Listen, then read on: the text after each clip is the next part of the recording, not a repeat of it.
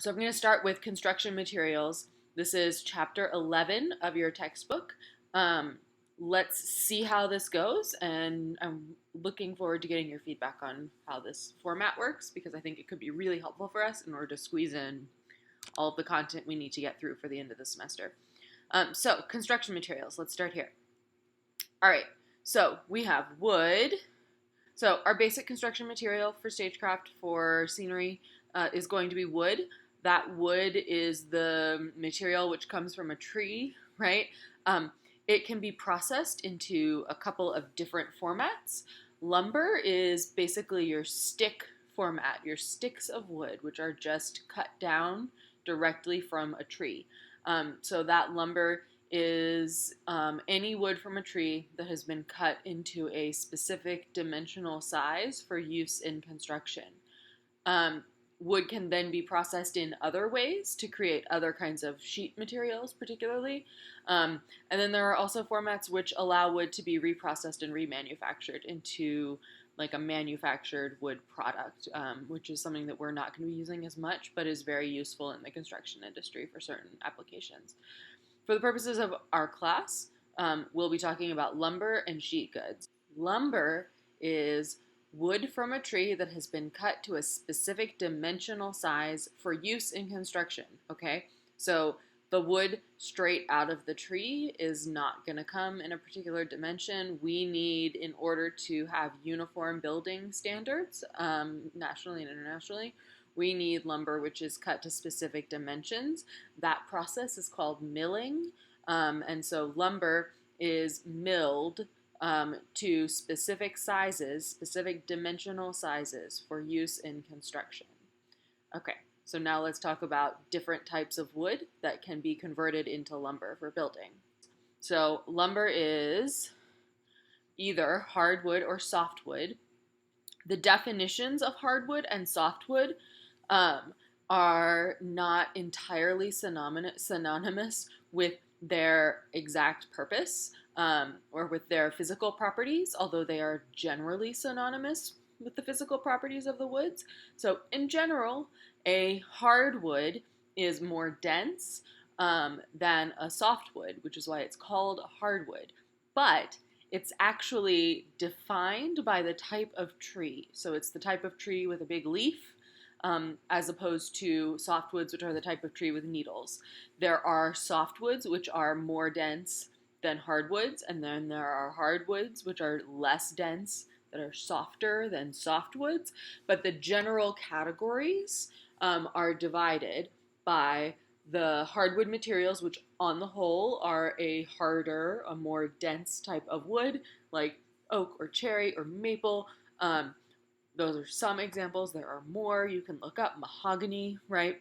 So all of those woods that you identify as like fine furniture type woods or hardwood floors, right, are generally oak. Those are hardwoods.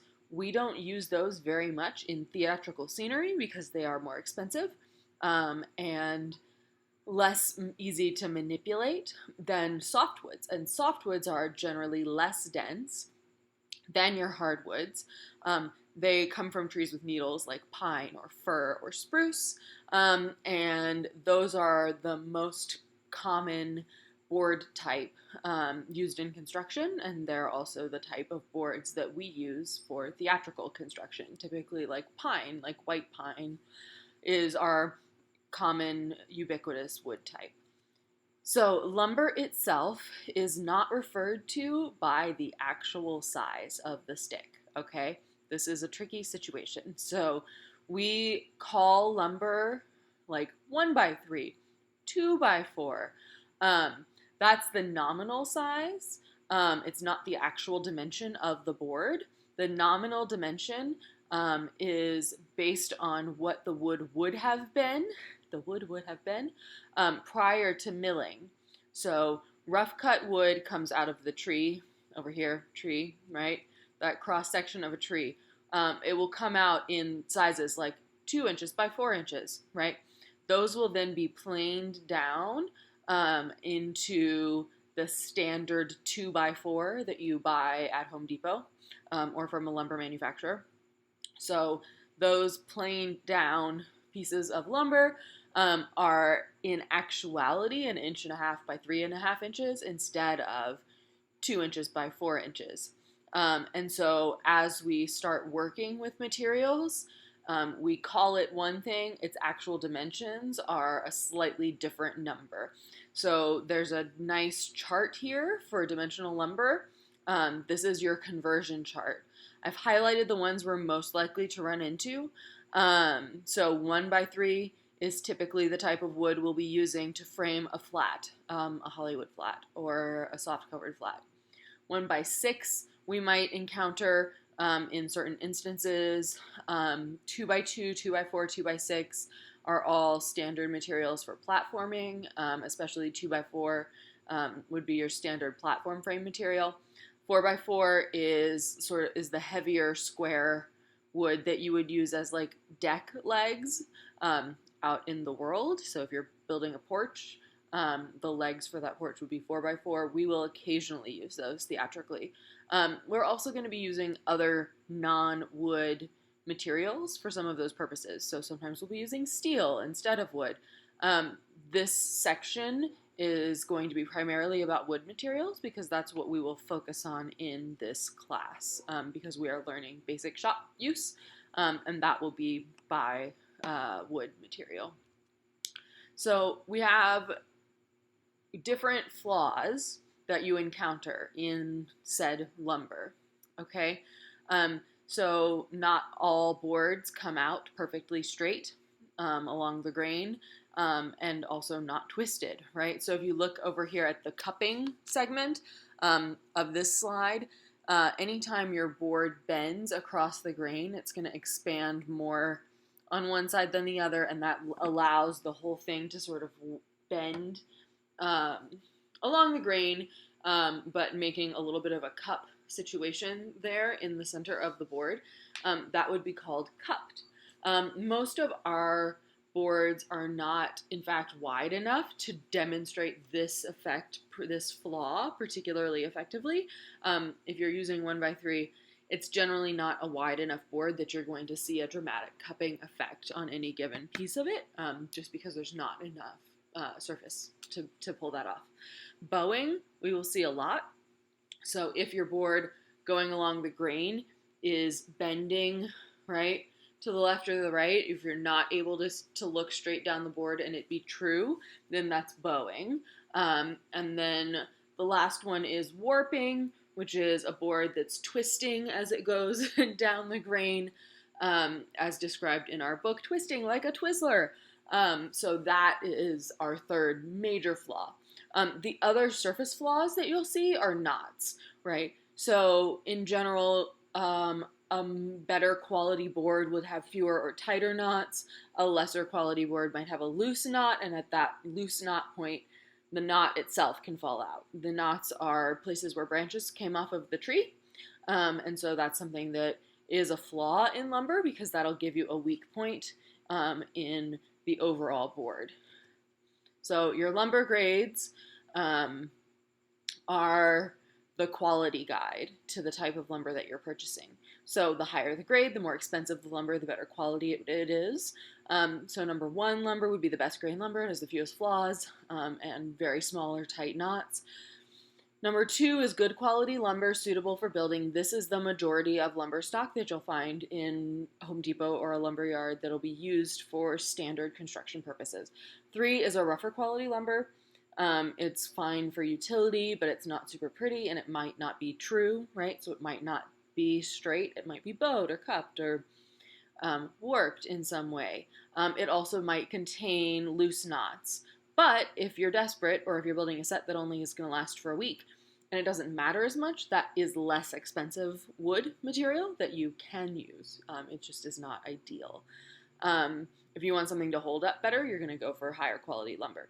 Even if your grade, even if your lumber grade is like number 2 grade lumber, there will still be a wide variation within that range. So you'll still want to go, if you have the option, you'll want to go to the lumber yard, or especially if you're buying stuff from Home Depot, that ends up being your life. You'll want to go in and select the boards that you get, because you're going to be able to pick the better quality boards, as opposed to the like super warped, super bent pieces that are just not going to be effective for you in construction. When you get a pallet of wood, it'll generally be mostly good, and then there might be a few that you sort of weed out. Those boards you would use for shorter cuts, for pieces that don't need that long stretch of true lumber. You could still use them oftentimes in framing for smaller components. And then in sheet goods, these lumber grades are lettered as opposed to numbered. And most of the time that's what you're going to see is a letter graded wood. So like with plywood, you might get AB plywood, which will have an A side, which is the smoothest, and no knots, no filled knots, any of that kind of stuff. And then B side, which is still very good quality.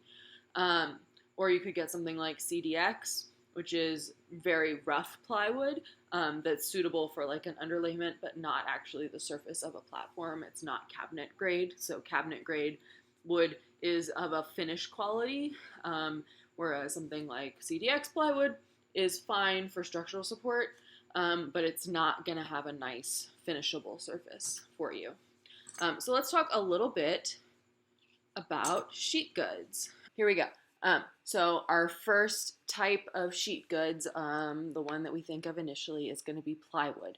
Plywood is a wood product that's manufactured in sheets.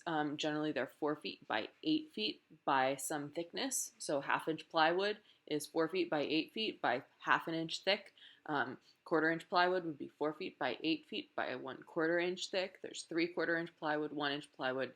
That's going to be determined by how many layers, right? How many plies come together.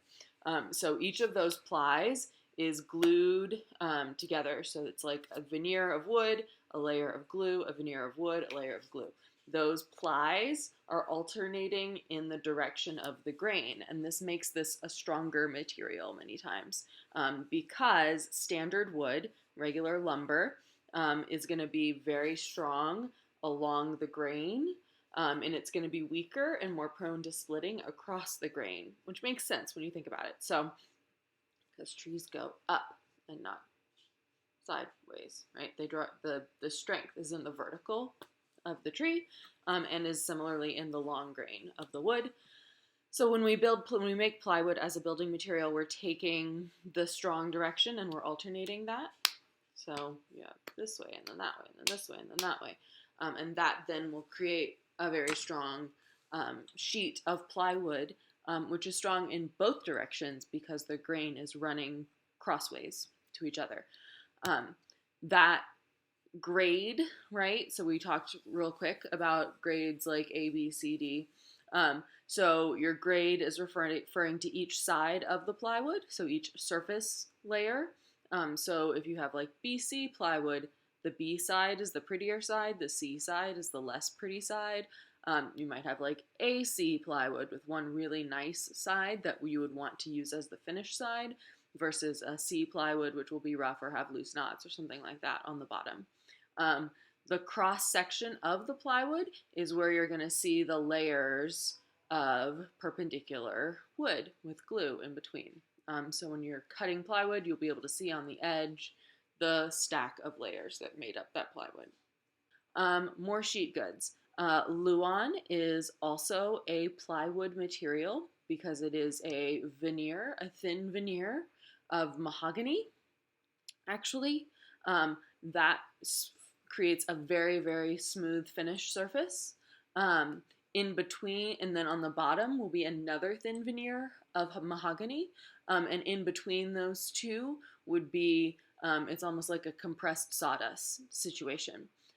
So this is great as a finished surface, but it's not very strong structurally. We will use it as the face of any sort of Hollywood flat. So a Hollywood flat is a hard-covered flat. Luan is what we use as facing on that. We'll also face platforms with it, anything which needs a clean, hard structure as its surface. We'll have Luan typically. OSB stands for Oriented Strand Board. It's just a bunch of wood chips glued together in a whole bunch of different directions. This material is not going to hold up quite as well because it has no grain to it. It's not going to have the same level of durability. So you might find it in some cases used as like a subfloor or something like that. But in general, it's not as structural. It's great if you need a dense material, or if you're looking for like something that's mostly like stopping sound, something like that. You might use OSB. Hardboard, or Masonite, is a very smooth surface of wood, right? It's almost like cardboard made up of wood particles.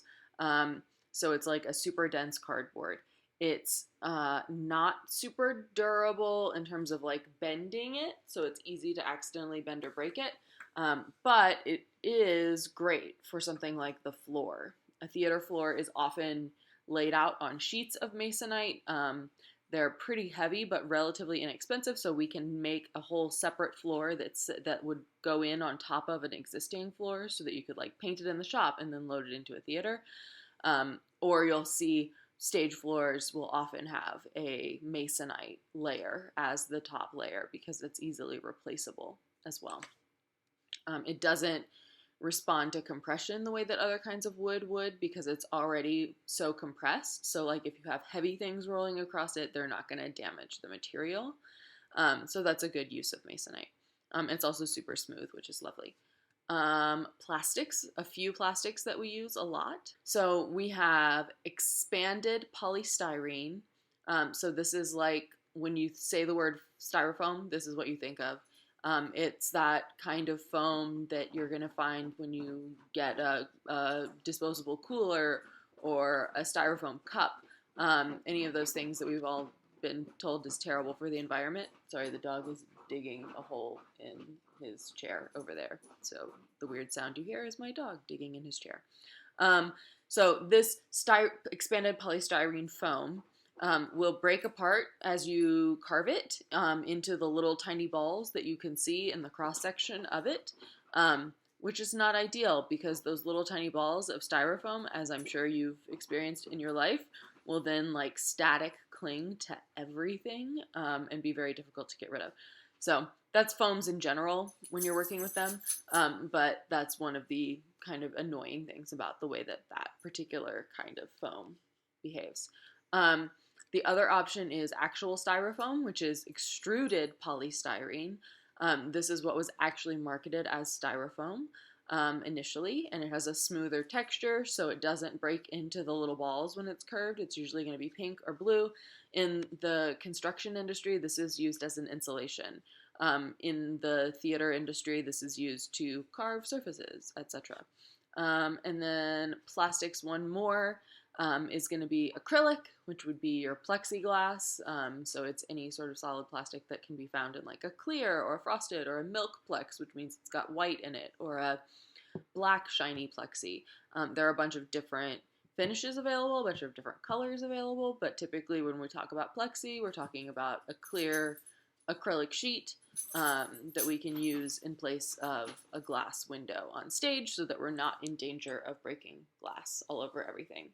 And that concludes materials. Doo-doo-doo.